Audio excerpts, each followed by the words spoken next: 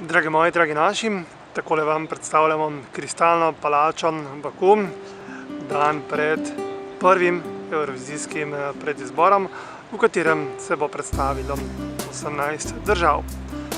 V daljavi lahko vidite Flame Towers in na to še prekrasno mesto Baku, ki te dni dobesedno živi z evrovizijsko popevko.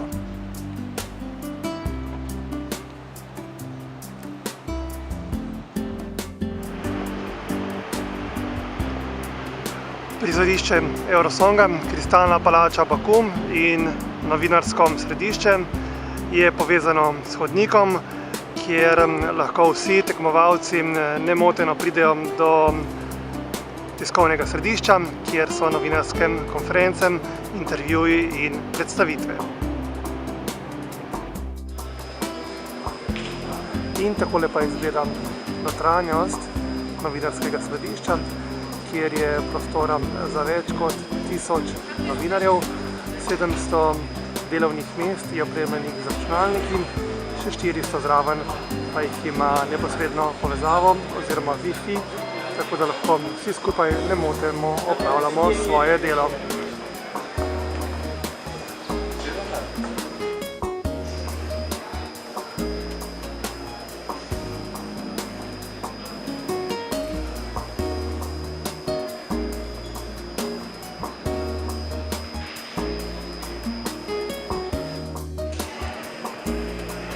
In še oglasna deska, kjer nas dnevno čaka vrsto stil,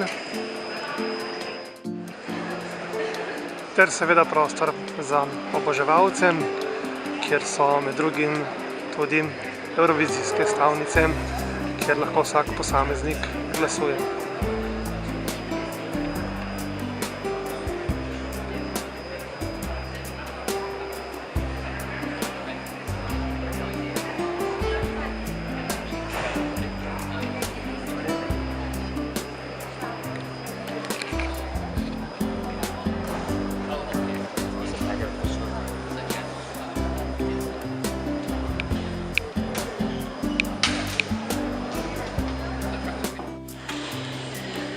In seveda so tu še posebni prostori, kjer imamo lahko intervjuje z izvajalci, letošnjimi predstavniki, ki nastopajo na Eurosongu.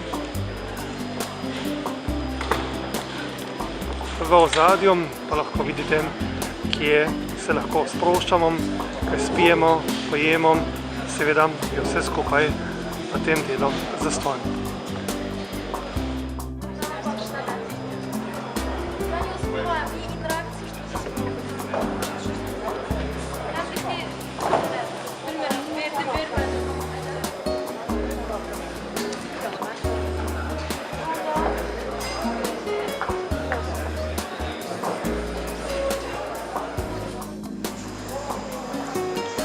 Organizatorji so pripravili številne slastne dobrote, ki se kar stopijo v ustih.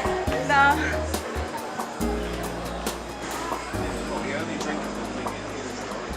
In seveda brez čaja ne gre. Welcome to Azerbaijan.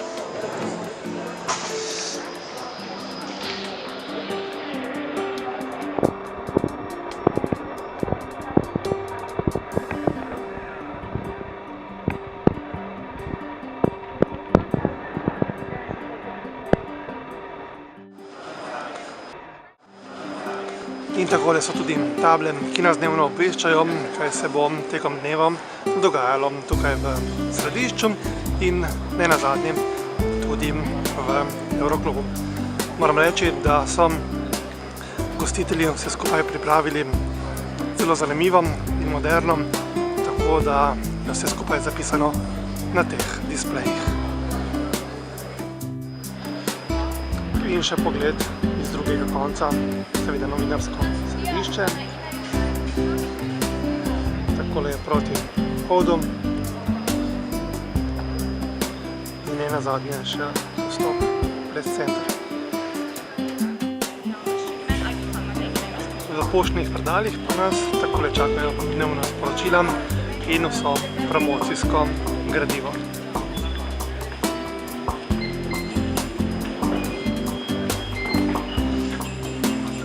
pred vhodom pa obvezna varnostna kontrola.